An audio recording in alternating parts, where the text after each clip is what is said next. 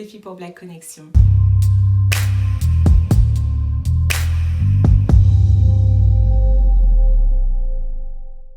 J'espère que vous allez bien. Aujourd'hui, on va parler d'apprentissage. L'apprentissage, c'est bien évidemment un outil fondamental pour la croissance de tout individu, pour l'atteinte de vos objectifs et pour la construction d'un bon mindset. On va explorer en fait les 4 étapes de l'apprentissage afin que vous sachiez toujours comment appréhender, comment naviguer tout au long de votre apprentissage pour arriver jusqu'à l'étape ultime. Et j'aime personnellement prendre l'exemple de la conduite parce que j'ai découvert ces principes des 4 niveaux de l'apprentissage pendant que je passais mon permis et c'est vrai que c'est quelque chose qui m'a beaucoup aidé. Alors, quelles sont les 4 étapes? C'est parti. Étape numéro 1, inconsciemment incompétent. Je ne sais pas ce que je ne sais pas. Dans le cas du permis, par exemple, lorsque vous êtes dans la catégorie incompétent, inconscient, c'est-à-dire que avant d'être monté dans une voiture et d'avoir conduit pour la première fois, vous n'avez aucune idée en fait de toutes les choses que vous allez devoir maîtriser pour savoir conduire. vous ne savez pas que vous allez devoir à la fois coordonner vos mains, vos pieds, le regard, l'attention, les oreilles, écouter s'il n'y a pas du danger. Enfin, c'est vraiment quelque chose. Vous n'avez pas conscience de l'ampleur en fait du champ d'action, de l'ampleur de tout ce que vous allez devoir apprendre. Donc vous êtes vraiment dans une ignorance qui est totale.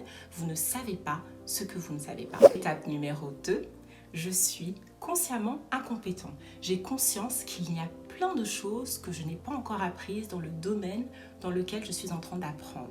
Vous commencez à réaliser qu'il y aura beaucoup de choses à apprendre, beaucoup de choses à maîtriser. Après avoir un petit peu creusé, vous voyez que wow, en fait, il y a beaucoup de choses que je ne sais pas et ça va pas être aussi simple que ça. Donc pour reprendre l'exemple de la conduite, c'est la phase où vous avez eu quelques heures de conduite et là vous vous dites mais attends, comment c'est humainement possible de gérer la boîte de vitesse, les pédales, l'embrayage, le frein, il y a 3 pédales, j'ai 2 pieds, en même temps écouter la musique, en même temps conduire avec un bras comme ils le font, en même temps gérer les rétros, sur le côté, plus le rétro intérieur, enfin je veux dire mais comment, sans compter l'environnement autour que je dois gérer, les vélos, Comment c'est possible en fait? Vous prenez connaissance de toute l'ampleur de tout ce que vous ne savez pas encore faire et c'est la phase où beaucoup de personnes abandonnent parce qu'ils se disent ce n'est pas possible, je n'arriverai pas à atteindre mon objectif.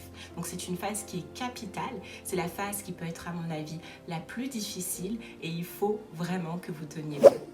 Parce qu'ensuite ça va vous permettre d'arriver à l'étape numéro 3 où vous devenez consciemment compétent.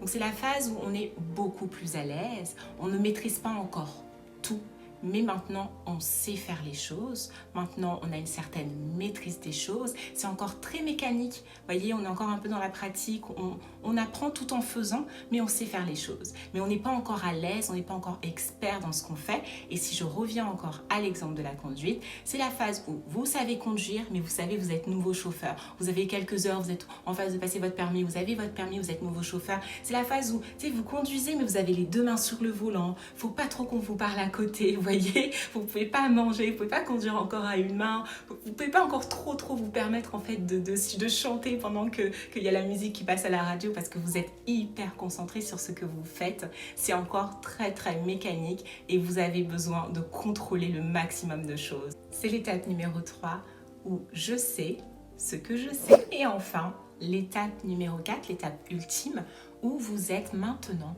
inconsciemment compétent. C'est-à-dire que maintenant, vous maîtrisez tellement le sujet, vous avez tellement bien appris que vous n'avez même plus conscience de vos compétences. C'est devenu naturel, c'est devenu instinctif. S'il y a des connexions qui se sont faites, fait que vous n'avez même plus besoin de penser pour agir et pour être en action. Je pense notamment aux sportifs, je pense aux danseurs, je pense aux coiffeurs. Tu vas dire à un coiffeur, fais-moi un brushing, tac, il prend et c'est mécanique, il va pas réfléchir, ouais, est-ce qu'il faut que je tire comme ça se fait naturellement. Un ouvrier qui travaille en usine et qui fait des tâches répétitives, la même tâche tout le temps, c'est pareil. Il peut être en train de penser à autre chose qu'il va faire la tâche parfaitement, alors que si c'était toi Tu viens, t'essayes, tu vas dire mais comment c'est possible? Ça demande tellement de concentration, il y a trop de choses à maîtriser. Eh bien non, il y a des connexions qui sont établies au niveau du cerveau. Et si je reprends l'exemple de la conduite, c'est la phase où vous pouvez être en train de conduire, être en train de manger en même temps, répondre à un SMS, conduire à un bras, écouter de la musique, faire du playback. Je ne recommande absolument pas de faire ça, mais c'est clairement vraiment la phase où vous êtes en fait confortable. Vous n'avez même plus besoin en fait de penser à ce que vous voulez faire. Votre corps agit, vous agissez en mode pilote automatique, vous êtes inconsciemment compétent. Et pourquoi est-ce que je vous parle de tout ça aujourd'hui? C'est parce que je pense qu'en fait, connaître les différentes étapes de l'apprentissage va vous permettre de mieux gérer cet apprentissage-là, de moins se décourager lorsque vous êtes dans la phase, par exemple, du consciemment incompétent. Vous pouvez ainsi mieux définir vos objectifs et ne jamais baisser les bras, et que vous saurez que ces personnes que vous admirez ont dû passer par chacune de ces étapes avant d'arriver à l'étape finale.